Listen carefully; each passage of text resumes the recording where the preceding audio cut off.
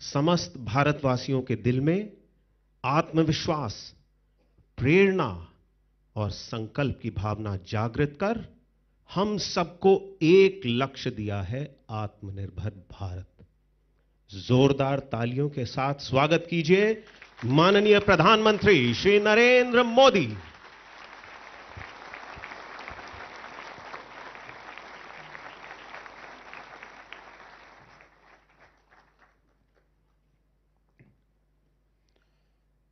मंत्रिमंडल के मेरे साथी श्री राजनाथ सिंह जी,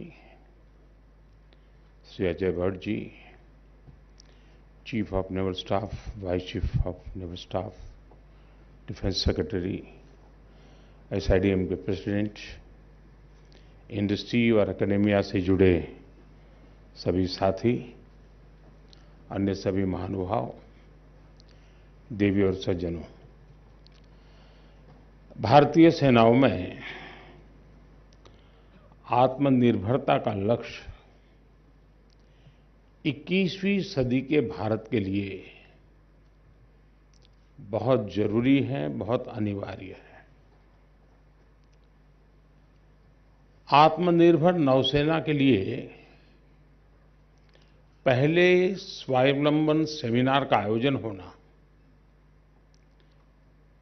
मैं समझता हूं ये अपने आप में एक बहुत बड़ी अहम बात है और एक अहम कदम है। और इसके लिए आप सभी का बहुत बहुत अभिनंदन करता हूं। आप सबको अनेक अनेक शुभकामनाएं देता हूं। साथियों, सैन्य तैयारियों में और खास करके नेवी में जॉइंट एक्सरसाइज, इसकी एक बहुत बड़ी भूमिका होती है। ये सेमिनार भी एक प्रकार की जॉइंट एक्सरसाइज है। आत्मनिर्भरता के लिए इस जॉइंट एक्सरसाइज में नेवी, इंडस्ट्री, MSMEs, एकेडेमिया, यानी दुनिया के लोग और सरकार के प्रतिनिधि, हर स्टेक होल्डर आज एक साथ मिलकर के एक लक्ष्य को लेकर के सोच रहा है। जॉइंट एक्सरसाइज का लक्ष्य होता है कि सभी पार्टिसिपेंट्स को ज्यादा से ज्यादा एक्सपोजर मिले, एक दूसरे के प्रति समझ बढ़े, बेस्ट प्रैक्टिसेस को एडॉप्ट किया जा सके। ऐसे में इस जॉइंट एक्सरसाइज का लक्ष्य बहुत महत्वपूर्ण है। हम मिलकर अगले साल 15 अगस्त तक नेवी के लिए 75 इंडिजिनियस टेक्नोलॉजीज का निर्माण करेंगे। ये संकल्प ही अपने आप में बहुत बड़ी ताकत है और आपका पुरुषार्थ, आपका अनुभव, आपका ज्ञान इसे जरूर सिद्ध करेगा। आज जब भारत अपनी आजादी के 75 का पर्व मना रहा है, अमृत महोत्सव मना रहा है, तब ऐसे लक्ष्यों की प्राप्ति आत्मनिर्भरता के हमारे लक्ष्यों को और गति देगी। वैसे मैं ये भी कहूंगा कि 75 इंडिजिनियस टेक्नोलॉजीज का निर्माण एक प्रकार से पहला कदम है। हमें इनकी संख्या को लगातार बढ़ाने के लिए काम करना है। आपका लक्ष्य होना चाहिए कि भारत का जब अपनी आजादी के 100 वर्ष का पर्व मनाए, उस समय हमारी नौसेना एक अभूतपूर्व ऊंचाई पर हो। साथियों, हमारे समंदर, हमारी तटीय सीमाएं, हमारे आर्थिक आत्मनिर्भरता के बहुत बड़े संरक्षक भी और एक प्रकार से संवर्धक भी हैं। इसलिए भारतीय नौसेना की भूमिका निरंतर बढ़ती जा रही है। इसलिए नौसेना के साथ ही देश की बढ़ती जरूरतों के लिए भी नौसेना का स्वावलंबी होना बहुत आवश्यक है। मुझे विश्वास है ये सेमिनार और इससे निकला अमृत हमारी सेनाओं को स्वावलंबी बनाने में बहुत मदद करेगा। साथियों, आज जब हम डिफेंस में आत्मनिर्भर भविष्य की चर्चा कर रहे हैं, तब ये भी आवश्यक है कि बीते दशकों में जो हुआ उससे हम सबक भी लेते रहे। इससे हमें भविष्य का रास्ता बनाने में मदद मिलेगी। आज जब हम पीछे देखते हैं तो हमें अपनी समृद्ध मैरीटाइम हेरिटेज के दर्शन होते हैं। भारत का समृद्ध ट्रेड रूट इस विरासत का हिस्सा रहा है। हमारे पूर्वज समंदर पर अपना वर्चस्व इसलिए कायम कर पाए क्योंकि उन्हें हवा की दिशा के बारे में, अंतरिक्ष विज्ञान के बारे में बहुत अच्छी जानकारी थी। किस ऋतु में हवा की दिशा क्या होगी, कैसे हवा की दिशा के साथ आगे बढ़कर हम पड़ाव पर पहुंच सकते हैं, इसका ज्ञान हमारे पूर्वजों की बहुत बड़ी ताकत थी। देश में ये जानकारी भी बहुत कम लोगों को है कि भारत का डिफेंस सेक्टर आजादी से पहले भी काफी मजबूत हुआ करता था। आजादी के समय देश में 18 ऑर्डिनेंस फैक्ट्रीज थी, जहां आर्टिलरी गन समेत कई तरह के सैनिक साजो सामान हमारे देश में बना करते थे। दूसरे विश्व युद्ध में रक्षा उपकरणों के हम एक अहम सप्लायर थे। हमारे हॉवित्जर तोपों, ईशापुर राइफल फैक्ट्री में बनी मशीन गनों को उस समय श्रेष्ठ माना जाता था। हम बहुत बड़ी संख्या में एक्सपोर्ट किया करते थे। लेकिन फिर ऐसा क्या हुआ कि एक समय में हम इस क्षेत्र में दुनिया के सबसे बड़े इंपोर्टर बन गए। और थोड़ा हम नजर करें कि प्रथम और द्वितीय विश्व युद्ध ने बहुत विनाश किया।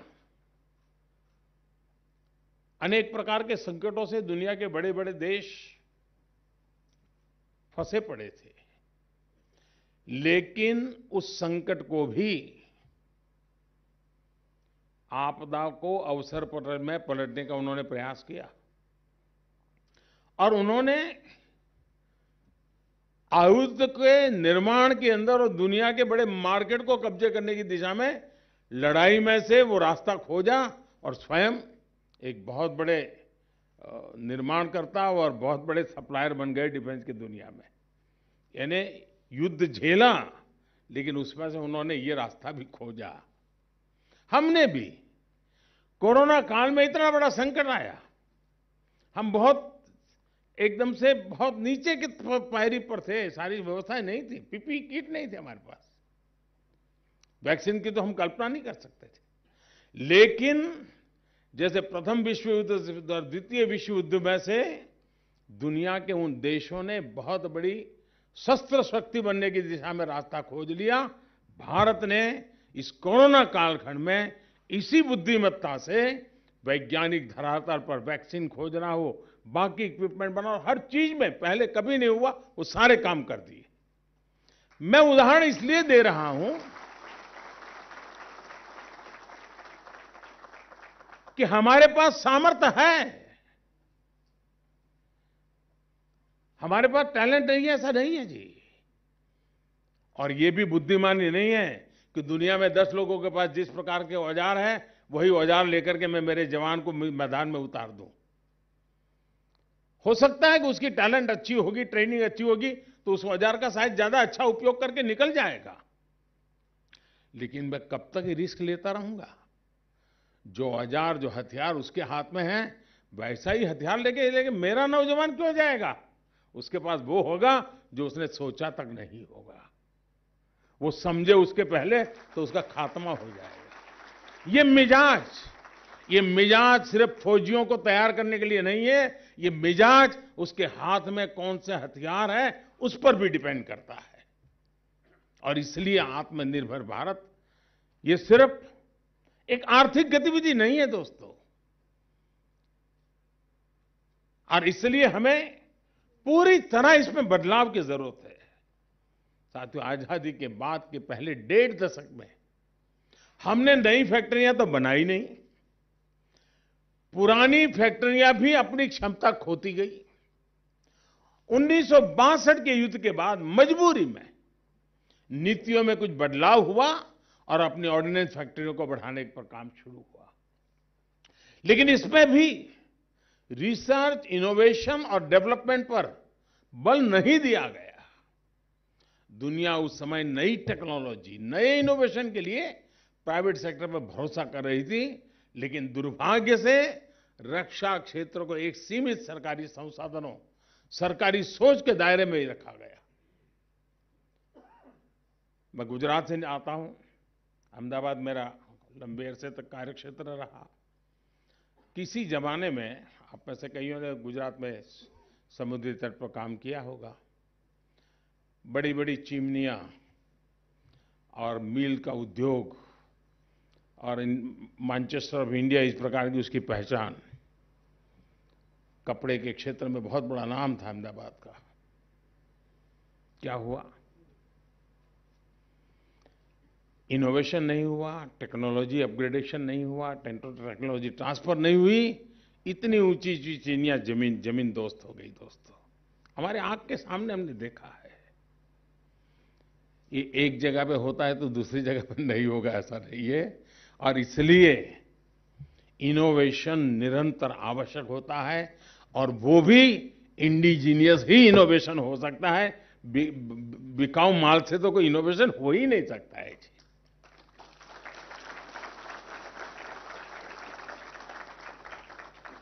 हमारे युवाओं के लिए विदेशों में तो अवसर है, लेकिन देश से अवसर बहुत सीमित थे। परिणाम यह हुआ कि कभी दुनिया की अग्रणी सैन्य ताकत रही भारतीय सेना को राइफल जैसे सामान्य अस्त्र तक के लिए विदेशों पर निर्भर रहना पड़ा, और फिर आदत हो गई। एक बार एक मोबाइल फोन की आदत हो जाती तो फिर कोई कितना ही कहेगा हिंदुस्तान का बहुत अच्छा है, लेकिन मन करता है यार छोड़ो, वही ठीक रहेगा। अब वो आदत हो गई है। उस आदत को बाहर निकालना तो एक प्रकार से मनोवैज्ञानिक सेमिनार भी करना पड़ेगा। सारी मुसीबत मनोवैज्ञानिक है जी। एक बार मनोवैज्ञानिक लोगों को बुला करके सेमिनार करिए कि भारतीय चीजों का मोह कैसे छूट सकता है। जैसे ड्रग एडिक्ट को ड्रग से छुड़ाने के लिए ट्रेनिंग करते हैं ना, वैसे ये भी ट्रेनिंग जरूरी है हमारे यहाँ। अपने में आत्मविश्वास होगा तो अपने हाथ में जो हथियार है उसके सामर्थ्य को हम बढ़ा सकते हैं, और हमारा हथियार उस सामर्थ्य को पैदा कर सकता है। दोस्तों, साथियों, मुश्किल ये भी थी कि उस समय डिफेंस से जुड़े ज्यादातर सौदे सवालों में घिरते गए। सारी लॉबी अगर उसका लिया तो ये लॉबी मैदान में उतरती थी, इसका लिया तो ये लॉबी उतरती थी, और फिर पॉलिटिशियन पे गाली देना तो बहुत सरल बात हो गई हमारे देश में। तो फिर 2-2, 4-4 साल तक वही चीज चलती रही। इसका नतीजा ये हुआ कि सेनाओं को आधुनिक हथियारों उपकरणों के लिए दशकों इंतजार करना पड़ा। साथियों, डिफेंस से जुड़ी हर छोटी छोटी जरूरत के लिए विदेशों पर निर्भरता हमारे देश के स्वाभिमान, हमारे आर्थिक नुकसान के साथ ही रणनीतिक रूप से बहुत ज्यादा गंभीर खतरा है।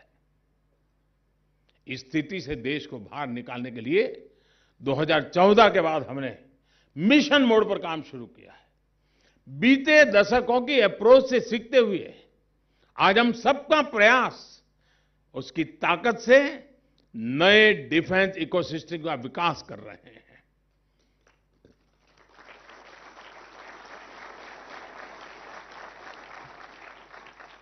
आज डिफेंस R&D को प्राइवेट सेक्टर, एकेडेमिया, MSMEs और स्टार्टअप्स के लिए खोल दिया गया है। अपनी पब्लिक सेक्टर डिफेंस कंपनियों को हमने अलग अलग सेक्टर में संगठित कर उन्हें एक नई ताकत दी है। आज हम ये सुनिश्चित कर रहे हैं कि IIT जैसे अपने प्रीमियर इंस्टीट्यूशन को भी हम डिफेंस रिसर्च और इनोवेशन से कैसे जोड़ें। हमारे यहाँ तो कठिनाई ये है कि हमारे टेक्निकल यूनिवर्सिटी या टेक्निकल कॉलेजेस या इंजीनियरिंग की दुनिया, वहाँ डिफेंस के इक्विपमेंट रिलेटेड कोई कोर्स ही पढ़ाए नहीं जाते। मान लिया है तो बाहर से मिल जाएगा, यहाँ कहाँ पढ़ने की जरूरत है।